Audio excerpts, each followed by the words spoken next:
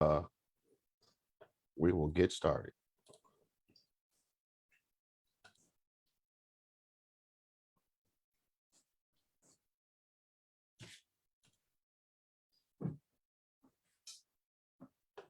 Get all the.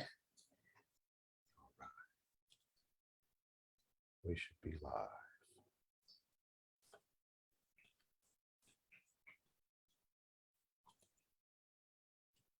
Yes, there we go. All righty. Yes, there we go.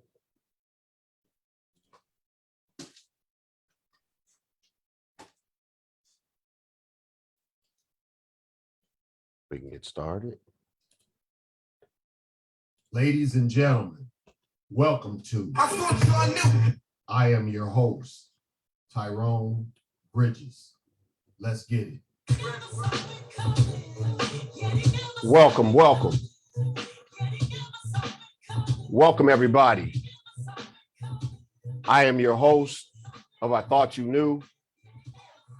And we have a very, very special guest on our show. A candidate, a very special candidate, the only candidate that replied to our invitation, Anne Bannister. Welcome to our show. Thank you. All right. Tyrone.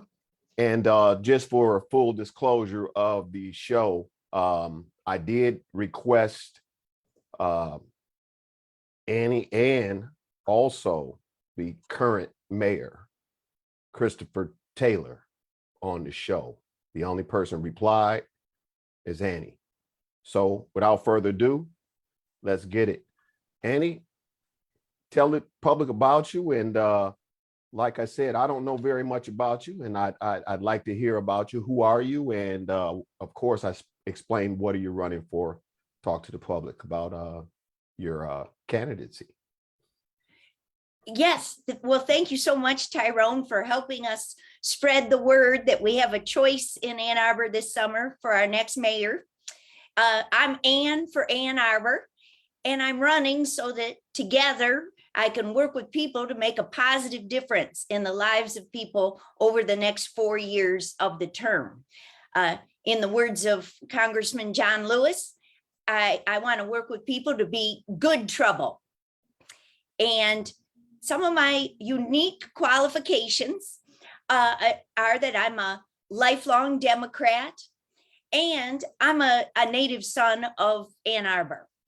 I've lived here for 48 years and I am a proud graduate of the Ann Arbor public school system, which I think, as we know, the Ann Arbor public school system gives us a strong foundation in knowing that diversity, equity, and inclusion helps all of us with better decision-making and problem solving at the local government level. So in addition to graduating in 1982 from Huron High School, I'm also a graduate of the University of Michigan. And I've had a lifelong career in personal finance, education, and financial planning. So I use that lens of high quality service to others to help me with local government. And, you know, I got involved in local politics back in 2009 when Yusuf's mother, Peggy Robbie, invited me to run for treasurer of the Ann Arbor Democratic Party. So I won that election from the membership. And so I served as treasurer and then later co-chair. And I also of the Ann Arbor Dems. And then I also served as Yusuf Robbie's treasurer during his 3 terms on county commission. So, and then it is fast forward to 2017 through 2020, I served and represented my Ward 1 people on a city council. And that's where I learned a lot more about the functionings of City Hall and areas where we need to improve. And one of my priorities is inclusivity for everyone, whether it be a minority group or or the LGBTQ plus community, or whoever it is, I use my passion and skills for listening and problem solving to help us have robust community engagement in everything that we do. All right, all right. And could you educate the people real quick that don't know the history of the current mayor's office in this position? How long has the current mayor, and let's not mention his name because this is your show, how long has the current mayor been in position as the mayor, and how long has he served in Ann Arbor politics, period? I believe that he was elected mayor in 2014, which would mean he, for the last 8 years, he has been mayor. And then before that, he served as a city council member for representing Ward 3. So I believe he's been in office for 14 years. And if he were to be reelected, that would be 18 years. And that's a problem for us because we are a show that like to test the temperature of the incumbents. And that's why it was so important for us to get him to come on the show, because after a politician has made a lifelong run in a seat, we see that politicians that run and make it a lifelong run in the position that they are in, it seems like it's more about themselves and not about the people. In Ipsy politics, I was talking about the mayoral election. You need to pass the baton at a certain time because you shouldn't be allowed to serve that long. And the people should be able to push a reset button for those who've been in office for a long time. So, and tell the public, by you being elected mayor, what would you bring to the table new than this current mayor, if you don't mind? And that's the last time that I'll mention him. Yes.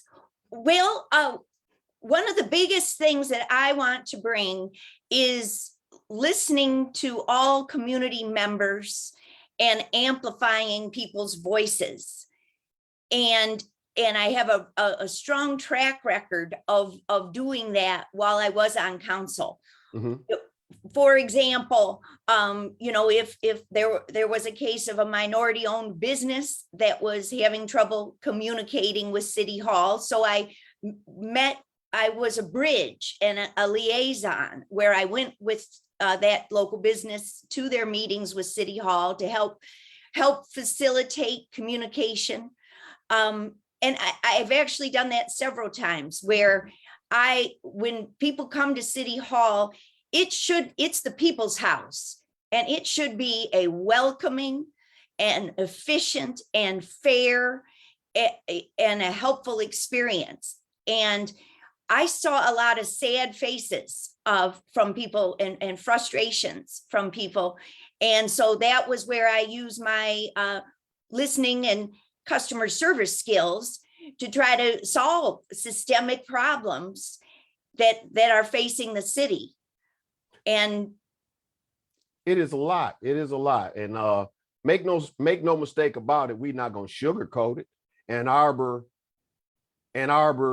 city of Ann Arbor haven't been too friendly to African Americans, Blacks, minorities. So that is a very powerful thing that we need as a leader, as a mayor of Ann Arbor, somebody who looks at both lenses. And like I said before, when we send out the invitation to people, no matter what show you're on, a Black show, white show, or a national show or a local show, you should accept all invitations. And I appreciate you. I don't know you at all. This is, like I said, our first time meeting each other. I don't have no history with you. So sound like to me that you're not afraid to talk about the things that is needed and also the things that you've been delivering to the city of Ann Arbor, minus the lack of support that's out there for African Americans, because I don't see any Black council people. I rarely see a lot of Black council people in the city of Ann Arbor. If you can talk with me about that, if you don't mind. Well, that's true. It is true that we don't have, and studies show that we do not have adequate African American representation on city council or in city hall. I might refer people to a May 9 article in MLive written by Ryan Stanton that many people saw, that a white men dominate city hall. They, of the 800 city employees, 64% are male, and also 82% of workers are male, and white males, and that is out over, whereas in Ann Arbor, the actual population is only 70% white. So at a minimum, we would need to bring up our city staff to represent the diversity within our community. And that's, that's a shame. That's a shame in this current climate that we are in, that a city, a large growing city, a large thriving city such as Ann Arbor don't represent its totality of all races of people properly. Well, and yes, and we can be optimistic that our new African American administrator, Milton Dehoney, Okay. Our first African American administrator in over a half a century, but he's on board now and has been working hard to try and improve our hiring and promotion practices amongst city staff. But if I am elected, I will continue to shine a light and work on this problem, and work with Milton Dehoney to make sure that we're doing our maximum to increase the seats at the table for different voices. Because again, diversity is how it helps us all with better problem solving and decision making, to have diverse voices heard. That is true. That is true. And this is the leadership that Ann Arbor needs. For Ann Arbor's, hey, this is the first time Ann Arbor have actually, somebody that's representing Ann Arbor have actually called and even wanted to participate on our show. That's diversity right there. Let me make a quick appeal to the public real quick before I say something else. City of Ann Arbor residents, let me talk to you real quick. Y'all know that I'm speaking from my heart as a Black man. I live in the city of I live in Ypsilanti.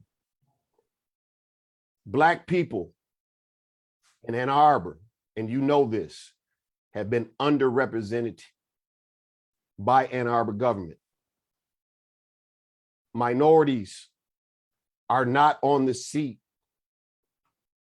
Women are not on the seat in the right places. The mayor is one of the typical white dominant leaders that we don't need after a lifelong legacy of political office holding.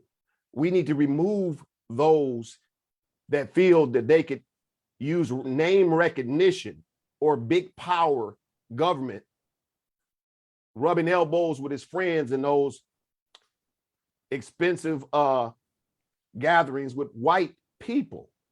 We need to change the guard in the city of Ann Arbor. I'm flabbergasted. You're next to the University of Michigan, the home. My goodness, Ann Arbor, wake up. Wake up. I'm sorry, I'm surprised that it's still like that. I volunteer in Ann Arbor, and I want to tell you that the thing that I mentioned to you that we're doing over at Bryant Community Center Park this Friday, and we thank you for your support, and we look forward to you coming to the event. If this is a quick plug for the event, and I don't mind. This is a Ann Arbor Bryant Community Cookout. And this is for the kids in the Bryant community. Center. This is for the family in the Bryan Community Center. And we have our candidate here that cares. And through the connection of my best friend, DJ G Nice, Gerald Ward, he has actually plugged us in. And I want to give a shout out to him for coming to that cookout and volunteering in the community where he resides in. See, he's African-American and he's proud to come back in his own community and put back in his own community, in which we need that. We need that. And I want to thank him for plugging us together. And I know I'm long-winded, but I know you was talking about some of those Black business owners that was having problems with making that connections. Here's the time to put it out on the air because we need to test the temperature of Ann Arbor. Ypsilanti, they're doing a makeover. They're doing a makeover. It's time for Ann Arbor to wake up. So please take the floor. Yes, I couldn't agree with you more. And I think that that's why we need a change of leadership in Ann Arbor's next mayor. You know, I didn't start my campaign till late March. And because we were waiting to see if anyone else would challenge the incumbent. And when no one else stepped forward, I stepped forward because I have been on city council. So I'm already familiar with the system and I'm up to speed. And so we started gathering the nominating petition signatures and we weren't sure what was going to happen, but we ended up finding that there are a lot of residents throughout the city who do want a change. And we ended up with 400 signatures. We only needed 250. And of people clamoring for a change. And so at this point in the campaign, we are just trying to, and with your help, you know, spread the word to people that maybe aren't on social media and we don't have their email address, spreading the word through grassroots methods to let people know we do have a better choice for the next 4 years to try and implement, accelerate some of these overdue changes. Definitely. And when you get a chance to, you could forward me in the either in the chat or you could actually email it to me, all of your campaign information, and also say it here on the before we close out on the show, say it here, your contact, everything, so we can get people energized. This I Thought You Knew interview will be viewed on Facebook. It would also be viewed on YouTube. And if you want to find it, look up under Tyrone Bridges, YouTube. Please hit the subscribe button because we go down through there in all the politics within Washtenaw County in the state of Michigan. We interview those who want to come on the show, those who are scared to come on the show, they turn us down. So if anybody are not on the show, you know that there was a problem with their platform because they don't like their temperature test. And what I mean by testing your temperature, for those who are up there and don't understand, I want to say this type of slang. When you're in public office in a city and things don't change for your lowest income resident, for your poorest community, no matter how many buildings you build, your poorest community is never going to rise and get a chance. And if you are a leader of a great city like the city of Ann Arbor, with all those resources, and the current mayor doesn't have the fortitude to come and speak to a Black man, it speaks for itself. Anybody can go look back on all of my interviews. I'm not biased. I'm just asking the hard questions when I get a chance to, and I'm speaking my passion.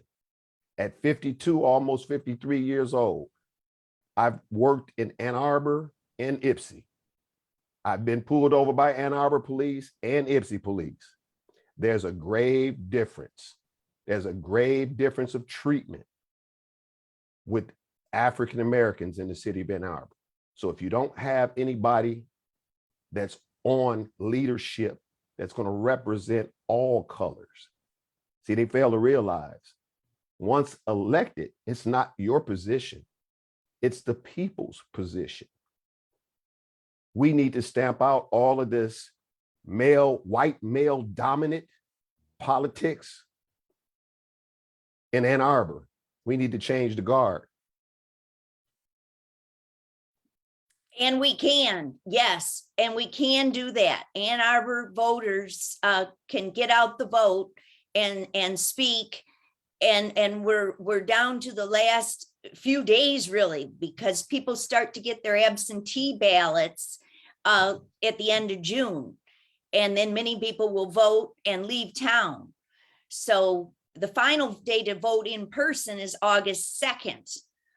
So we are really, if we push to get out the vote here in the next couple weeks, then we'll have 4 years to work on our shared agenda and our goals and values and make a difference, a positive difference. It's really exciting what the things that we could do to have government by the people and for the people here in Ann Arbor.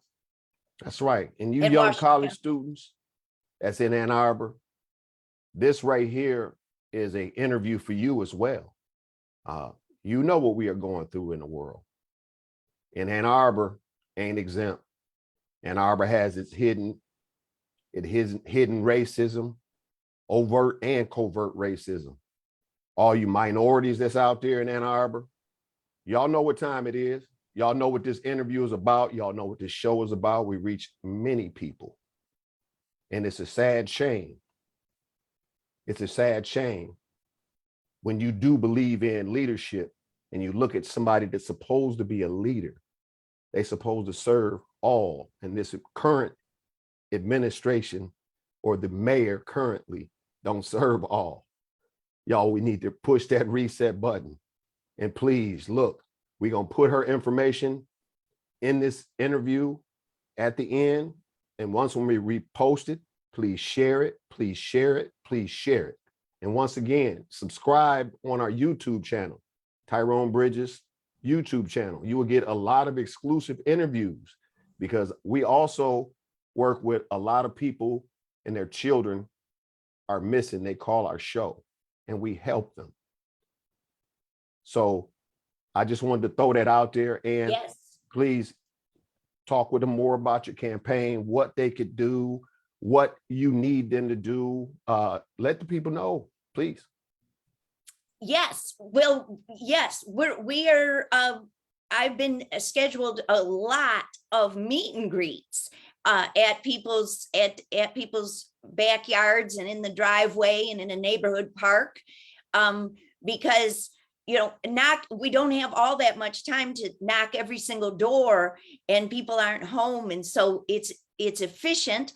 So if anyone out there listening to us today would like to have me come visit their neighborhood for an hour or two to answer questions and meet each other face to face, we're scheduling those almost every day. We've got a big schedule of that, and so that's a good way. We're distributing the postcard, which has my priorities on it, and or a sample of the main priorities. But one of the overriding in whatever the complex or interrelated issue facing the city, the general overriding rule is transparency and efficiency, a data-driven decision-making, and inclusion for everyone, to make sure we've heard all of our voices and together come up with the best decision for the people, not an elite group of development interests or people in the development industry that seem to be taking over the decision-making at local government. Earlier this year in January, City Council moved us backwards when they took away City Council public hearings and City Council vote on a lot of development projects. That's sad. Yes, many development projects will now be approved at the city planning commission level. And those people are appointed by the mayor. Hmm. So this Wait is, a minute. So, yes, so instead of council and the people voting on it, yes, and wow. yes, Ryan Stanton wrote an article about it in MLive in January. And so this was just outrageous, because when I served on council, the public hearings were the best part of the meeting. When 10, 20, 40 neighbors would come in and give their 3 minutes of heartfelt public comment. To me, that is fundamental to democracy, and that's how we learn and grow and get our best decisions to rise to the top. So it sounds like Ann Arbor is being ran by a dictator. Sounds like it, because he's making major decisions using Unilaterally. policies that enhances his ideals, and that's not right. No wonder he don't want to come to the table. That's true. Yes, that he is advancing an ideology, and even if the public input is received, it falls on deaf ears in far too many cases. And dramatic and irrevocable decisions are being made. For example, the new transit corridor TC1 zoning. That is an upzoning of properties along transit AAA bus corridors. Wow. So, it sounds like a good idea that we can all agree with on paper, that we want, we do need a lot more housing. So we want more housing. And if it's on the bus route, that's all the better. So people don't need as much expensive cars and gas of their own. But this TC1 is being pushed through, and it's a good idea done wrong. For example, there are no requirements in this giveaway of an upzoning to this new zoning. There's no requirements for community benefits. Wow. Wow. And it is contrasted to what Ypsilanti City Council's doing. They actually have that in 2018, they approved a community benefits ordinance so that developers get to work with the community. Wow. To So you reach got all of these developers in Ann Arbor building up under the cloak of what the current mayor wants, and not from the voices of the people. That's a problem. That's the problem. And that's why I'm running. Is I know I can improve the situation and do better.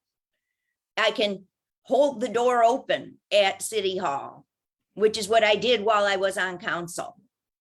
Ann Arbor, City of Ann Arbor. This is 2022. Don't y'all think y'all can do better than that? That's not right. And then you wonder, why all these crime happening in Ann Arbor too? I know MLive don't report all of Ann Arbor crimes either. We have so many people that called our show with information stories that we can't even air. Shootings. Let's look at the low-income property, low-income communities in Ann Arbor. Arrowwood, Pine Lake.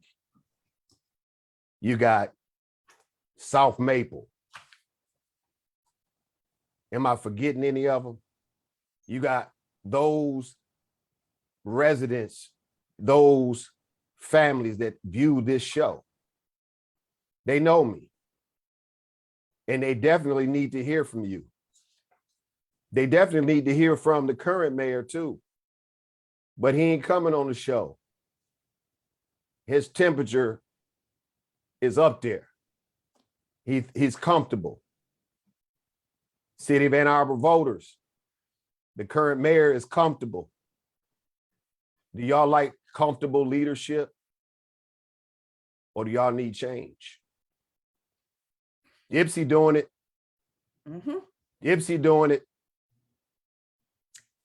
And I challenge, I'm gonna give the current mayor an opportunity as well. We are hosting a community forum for all of the mayor candidates in the city of Ypsilanti on June 30th, 2022 at the Ypsilanti District Library on Whitaker Road, 5077 Whitaker Road. It's going to be between 5 and 8 p.m. Limited seats are available. Limited seats are available. It's going to be broadcast live on all of the social media outlets. Y'all, I invite an opportunity to hold a community forum with the current mayor that's in Ann Arbor and Miss Ann, because I guaranteed you those questions will come up in a forum. And then that way he can't say, I was too busy or I didn't want to entertain the invitation. Then the community would make the judgment. For those who are voting absentee in Ann Arbor, let me explain something to y'all. I told Ipsy the same way.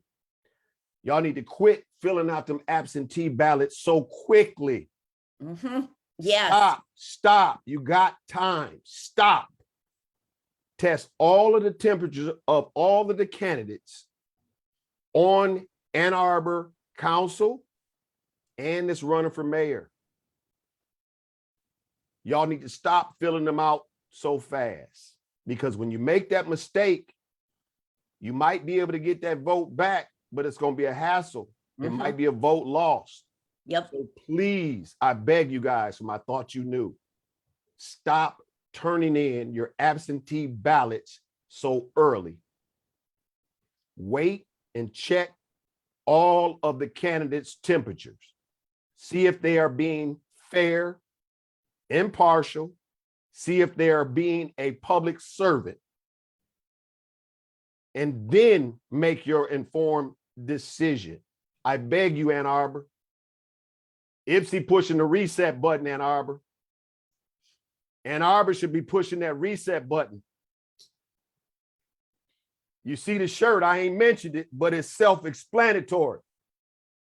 Ann Arbor, if y'all really care about Black lives, minorities in Ann Arbor, and their well-being, please take your time. Don't vote right away. Wait. Make an informed decision. It's true.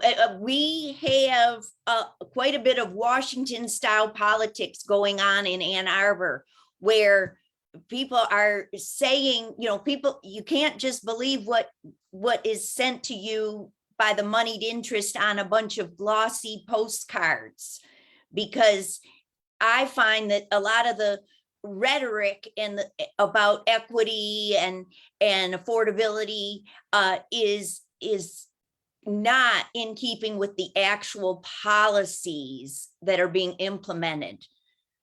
So you have to look behind and dig a little further into what's really going on at City Hall, and think about some of the bad things that have happened. You mentioned policing. That is one thing that while I was on council, we recruited and hired Police Chief Michael Cox from Boston. And I've been most pleased with his service since he came to town. And he's got a tough job working with the diverse opinions on within the Ann Arbor Police Department. But he's the perfect man for the job. And I'm so glad that he did not leave Ann Arbor, because early in his service, the current administration put him on a poorly considered leave of absence. I've seen that.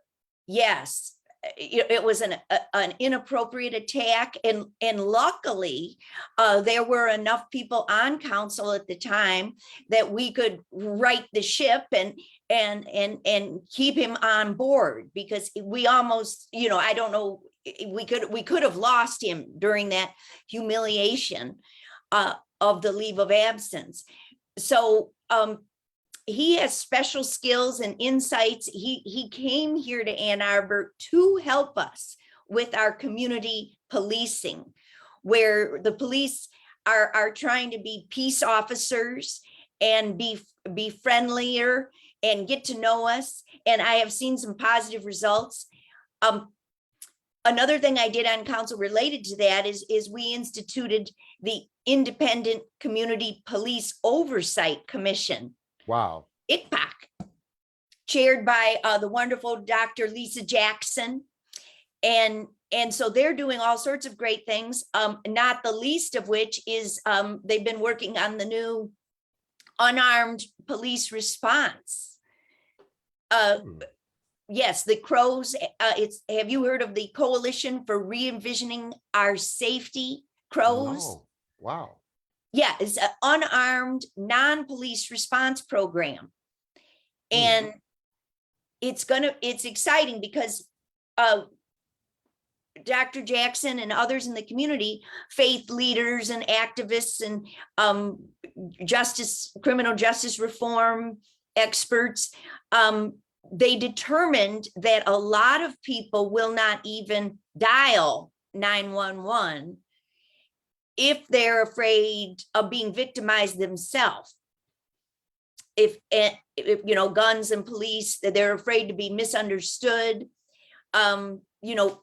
We remember the Ora Rosser situation, where she was having a domestic dispute with her boyfriend, and one officer used a taser, but the other officer used a gun, and she died. And as we reflect on that, if we had routed their call to a unarmed non-police response program, that maybe she would be still alive today. Wow.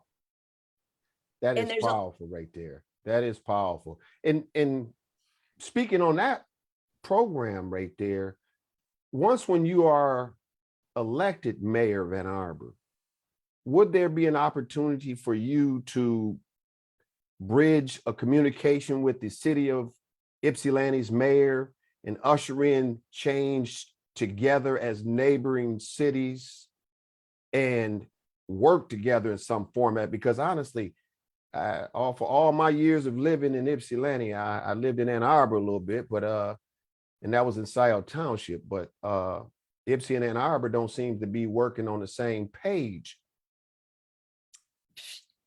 I agree. I would love to work with this more closely with the city of Ypsilanti and all of our regional partners, because the challenges are interrelated, and it is imperative that I like to say, sharpen pencils, not knives, and come to the table and discuss how we're going to do problem solving. So I would love to work with. That's great. I am glad. That's breaking news on our show, whether you know it or not, because when you are elected, we are going to expect to hold you to your word. Show as you on our show, just like we holding Ypsilanti to their word. Show as they came on our show. We would love to bring y'all back, both mayors back on the show at the same time. Once when election is over, can I make that pre-invitation? Because you got the very first invitation, because I didn't Yes. even speak at either one of the candidates. But when you are elected, could you and the city of Ypsilanti mayor come back on our show and just have a conversation, if that's okay with you? Let's put it on the calendar. All It right. will- yes. All right. Y'all heard that first on I Thought You Knew. So look, young folk, y'all know my family. Y'all know this show.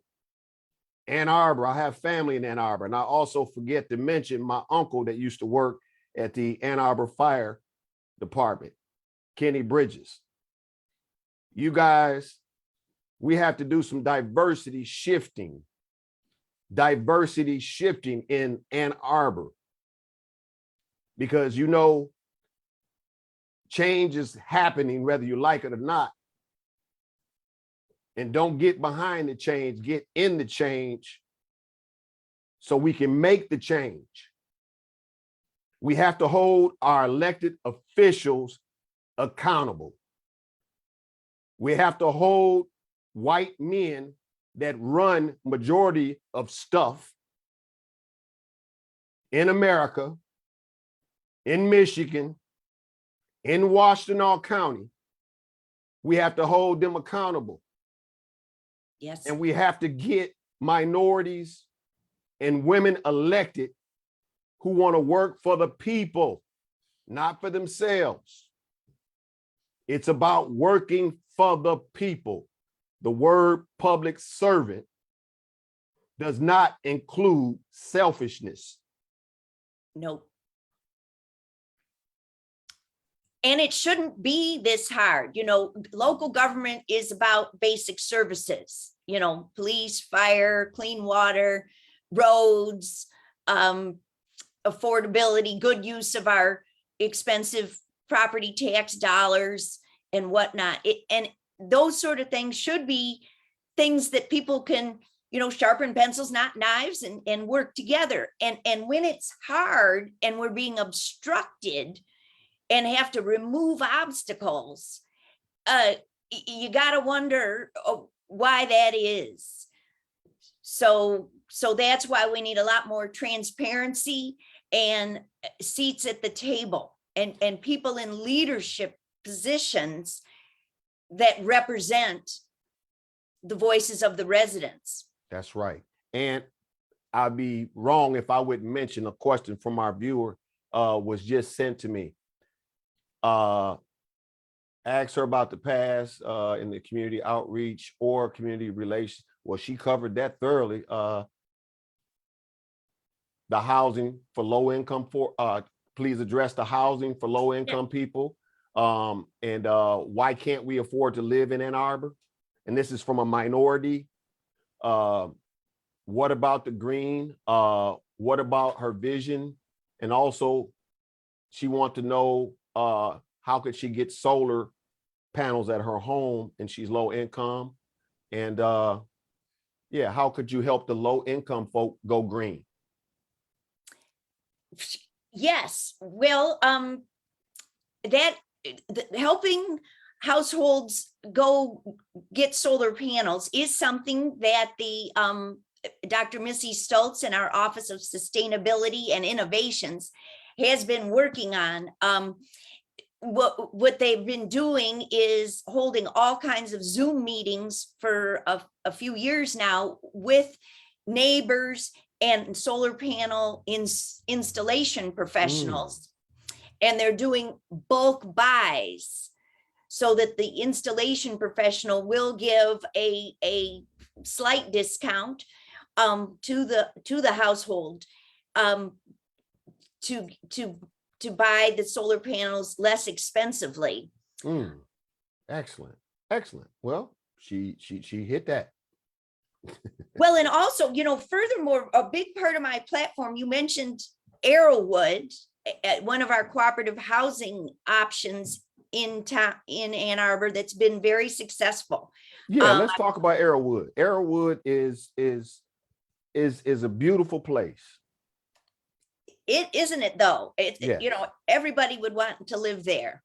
All ages and income levels. It's a neat, special community, cozy, friendly, and affordable. And what I have worked with one of my Ward 1 friends and colleagues, James Daniel. Okay. He lives there in Arrowwood, along with a lot of other good people too. But there's a wait list to get into Arrowwood, and there's a lot of more senior people. And Arrowwood has like a lot of stairs inside the units. Mm-hmm. And so James Daniel and I were trying to get this, both he and I served on the county's Housing and Human Services Advisory Board, HHSAB. And we tried, while I was still in office, to buy up neighboring acreage to Arrowwood to make Arrowwood 2 that would be more handicap accessible for the aging population. So the older folks in Arrowwood, our vision was they would move into the new units that have all the wide doorways and less stairs. And then all the younger families on the wait list could move into the existing units. And because we do have a housing and affordable housing crisis, and also the Arrowwood model of cooperative housing involves home ownership. And even though your equity is capped due to the cooperative rules of the housing agreement, home ownership is still a number one way for families and individuals to build wealth. That's right. And I've been through the area. I've been through the area. I know the area very well. There are new homes that's built, new housing that's built around Arrowwood now. Could you tell the public what are those going to be used for? And are those a part of the Arrowwood 2 project that could have been happening? And if not, why is that? Yes, it was the fall of 2020. And before then, that James Daniel and he originally came up with this idea that we need Arrowwood 2, and we've got the necessary acreage adjacent to Arrowwood, and it was for sale for less than $1 million. The land, I believe it was 800,000, and and the city has a budget for this. And there could have been ways we structured it. So we advocated for that. But unfortunately, city staff indicated that, the developer who has now bought it and submitted their plans for market rate housing, they said that, well, they're already in the queue. So wait. Oh. We need to air this show more and more and more this week. Around Arrowwood had an option. Let me make sure this clear. Now, this is a problem. Around Arrowwood had an option of making the Arrowwood 2, and the developers decided to say, no, we want market rate housing. Am I saying this right? Yes, I notified when James Daniel, who's been a long-term advocate for this, solving this problem of Arrowwood being really good and having a big wait list. He and I are good friends, and so I advocated to city staff and council that we buy this adjacent acreage and facilitate more cooperative housing and home ownership options. And we were told that we were too late, that our timing was off, even though we were early. We were told that no, it's being bought by a developer who has proceeded to make their plans to build market rate housing. No, I'm sorry.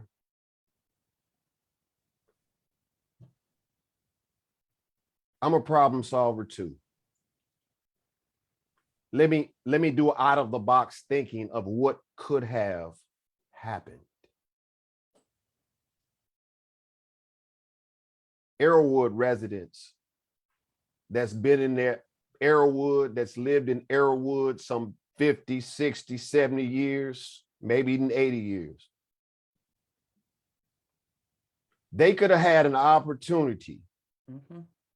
Let me explain this one more time. They could have had an opportunity to upgrade their unit from Arrowwood to Arrowwood 2 with new efficiency, new energy saving, new.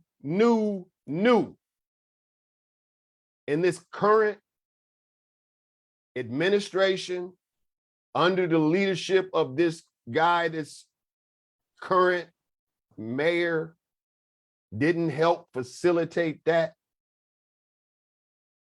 Nope. So once again, viewers, and we're not done unless she's tired. This is her show. This right here, y'all know what it sounds like. Gentrification in Ann Arbor. It has been done in Ypsilanti. There was a plan in Ypsilanti. But the bad thing about it is Ypsilanti was doing the same plan that Ann Arbor is doing.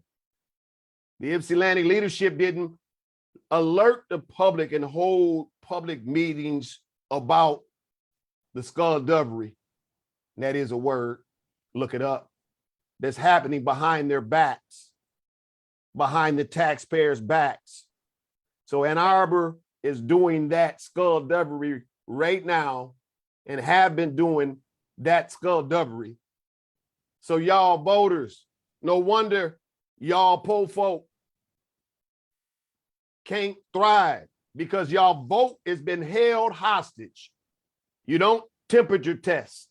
You know, when your baby is sick at home and don't feel well, that's the same mimic situation when you at home, you don't feel well. You don't know if you're going to be able to maintain a home of a low income value, and you had an opportunity to do better and nobody helped you. Nobody jumped on that plan. That's a problem. So it's not about a white or a black thing. It is about a poor or a high class or a person who's up there in their finances. They don't give a care about the low incomes ones in their community. Biblically, like I said on the last show, if y'all read y'all Bibles, God don't care nothing about you rich folk. He don't care nothing about you rich folk. He care about them poor folk that need that hand up. And your leadership, that mayor that's in office, I can call him that mayor that's in office. He allowed that to happen up under his leadership. Yep. Y'all come on. Ann Arbor, you've been hoodwinked and bamboozled by this mayor. Come on now. Ann Arbor is growing great, but not for the lowest of incomes. Black lives don't matter in Ann Arbor. Y'all see what I'm talking about? And I'm talking about Arrowwood because Arrowwood has some beautiful, beautiful land around there. Yep. Those people that's been over there in Arrowwood could have moved to a beautiful place. Maybe they didn't even know that this was happening up under their nose. That's why I said, when you get them absentee ballots, no matter what your mama say, hold them absentee ballots to the last minute. Make sure you test them temperatures of them people who running for office. And invite, contact my campaign if you want to meet me in person. Y'all, she said it. That right there was a mouthful. That was a mouthful right there. That's deep. There's a lot of low income areas that could grow in Ann Arbor. But instead, they want to build market rate. So what's going to happen? The gentrification has happened in Ypsi, but it's happening in Ann Arbor, but it's been happening and ain't nobody really said nothing about it. That's trifling, my mama would say. That's tacky. Right. And I know y'all Bible toting hypocrites out there, y'all know y'all don't believe in God if y'all allow this to continue to happen in Ann Arbor. Ann Arbor. I was speaking on the last show in Ypsilanti. They got these orange barrel projects happening. You think any black people working on them orange barrel projects? You know what all the politicians that came on this show have told me? Nothing but excuses. Because in the land of politics, if you're doing the right thing, there's nothing impossible that you can't do. That's right. When Elmer Wheeler Smith was in office, things happened. Things happened. But I don't understand. Y'all keep on electing these politicians that are greedy as hell and not serving the people of Ann Arbor. Y'all better wake up. Pay attention. Contact Ann. Find out more about this because we would probably need several shows. Ann Arbor, Ypsi, they're sister cities. They got to work together. Yes. Y'all trash coming over our land and our trash coming over y'all land. Crime don't have no respect of the rich or the poor. But it's still gonna happen.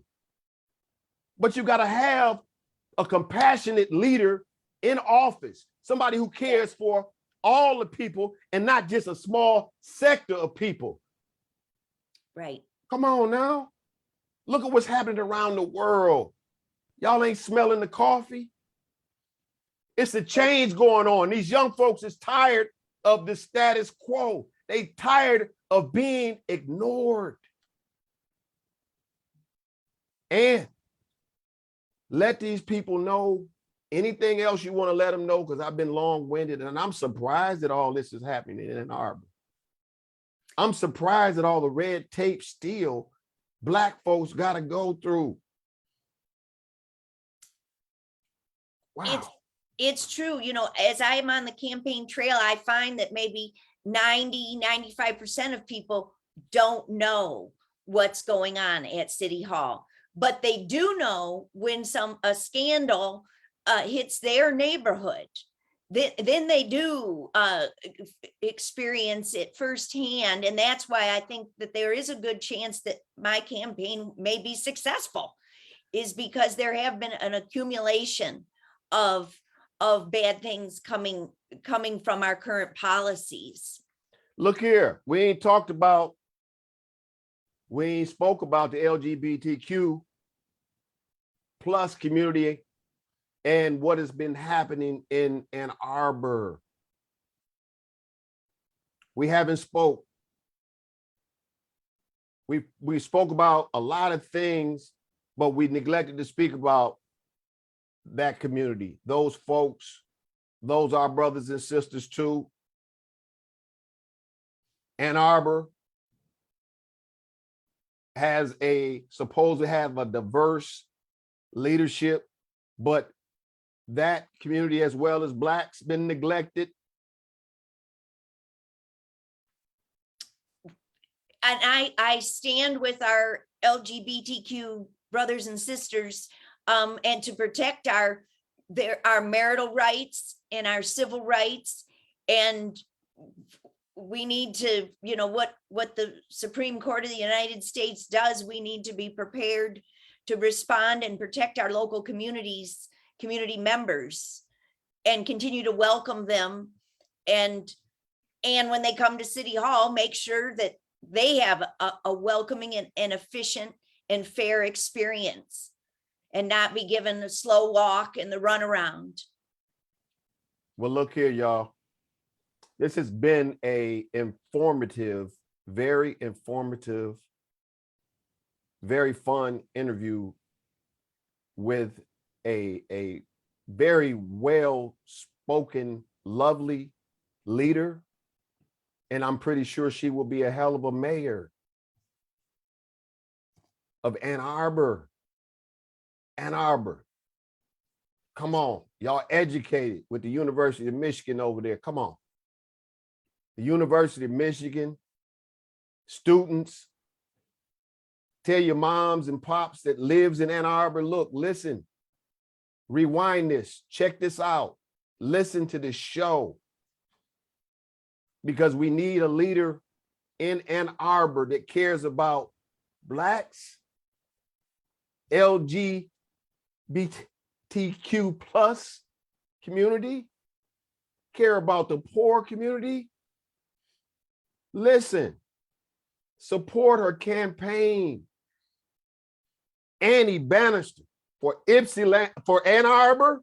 I'm sorry, Ipsy was on my mind because this change is coming. Anne Bannister for Ann Arbor city mayor is necessary. By any means necessary. Young voters, 18 years old. I know y'all probably haven't connected with the absentee ballots. Y'all go to the poll. This week, get This registered. week. Go to the poll. Take her name to the polls in your heart and on that writing utensil. Ann Arbor need a change so we can come together as a whole folk and not just us and thems, not just the have and the have-nots. Right. Everybody need equal representation. And I do believe in the power invested in this show and the listeners. They believe in the same because Ann Arbor is growing, but we ain't growing with them. Mm-hmm. And thank you for coming on our show. I hope I didn't cut you off on anything. I hope I didn't forget to ask you anything. I think we covered enough. I think you've been battle tested. I thank you. I thank God for you and Godspeed on that campaign because I know you're going to do well. Well, Ann Arbor deserves a mayor like you. yes, we do. We deserve to have the next 4 years under a new agenda, this agenda that you've and I've been discussing. And I want to thank you so much for doing this show. And I would like to come back because we didn't get to carbon neutrality or environmental justice. Well, look here. Those right there, they can be on the second episode because I never get tired of doing interviews. I'll be having some great, huge news for I Thought You Knew soon, very soon. This is breaking news for the show. Our platform will be changing soon in a positive way. More viewers, over millions of viewers. Just a hint. That's all I'm gonna do. That's all I'm gonna do today.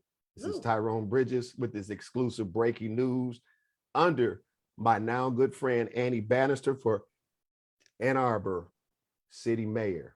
Elect this lady. Thank you for coming on our show. Thank you. All right, peace. Peace.